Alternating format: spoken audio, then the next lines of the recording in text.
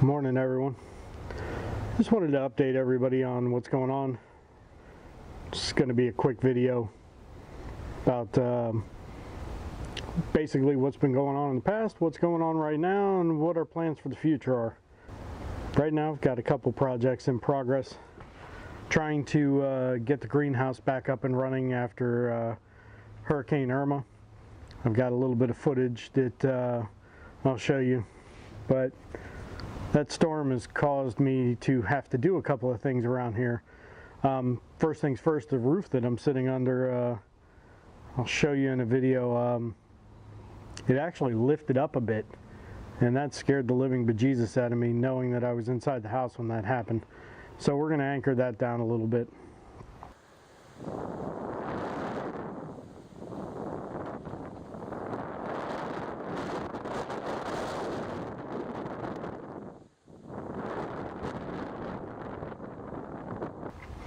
The greenhouse, to give you an idea,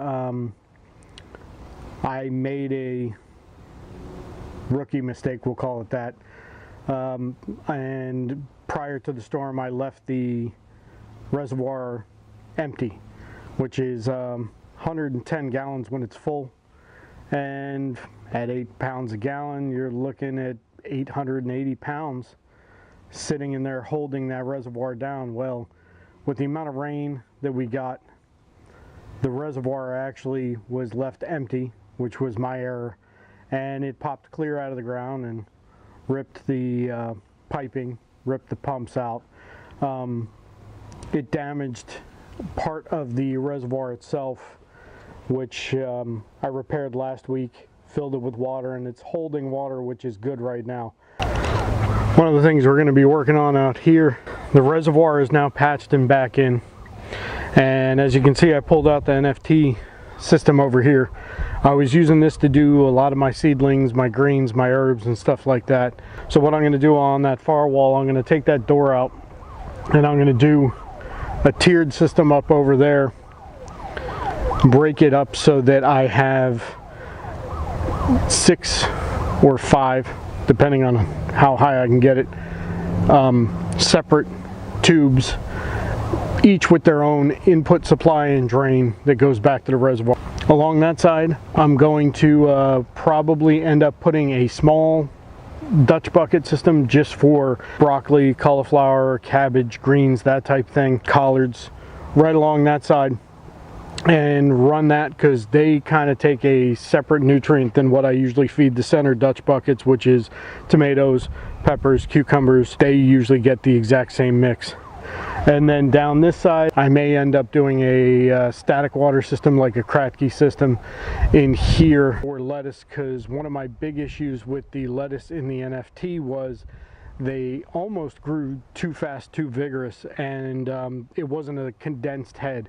They were big, leafy, they grew stalks and grew tall rather than growing in the center and growing out.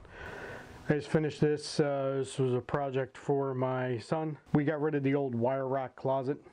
What we ended up doing here was going with a 3/4 ply, and I did some oak drawer fronts, nice ball bearing slides, so he has some drawers to store clothes. He's got drawers to store all his baseball gear, that type thing.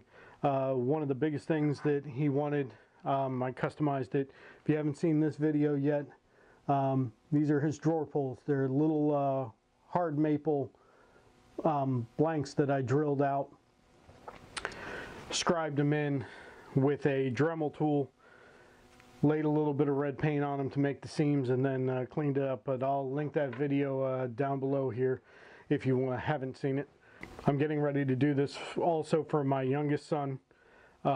We're gonna start with his room, completely remodel it, carpets coming out, new baseboards, crown molding, and a built-in. He has the wire rack just like his brother had. One of the other things that I worked on while I was not posting, sorry guys, I did this overhead door garage storage.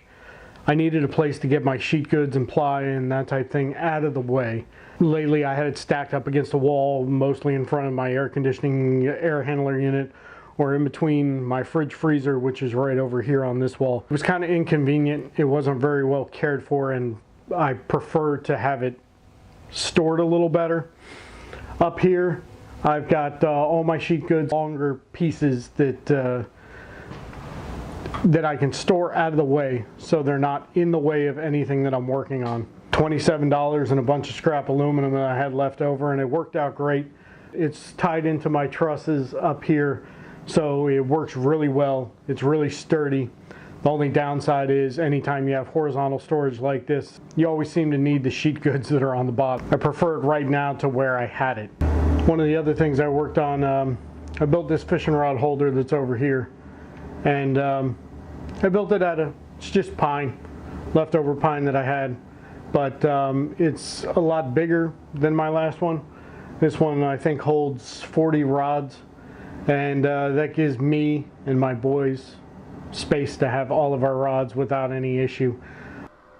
Thanks for watching the video today, and as I leave you with a couple of clips of Hurricane Irma and the winds blowing, I want to thank you for watching today. Click subscribe if you already haven't, and hopefully we can get some videos out, at least one a week, and get some of these projects done that we went over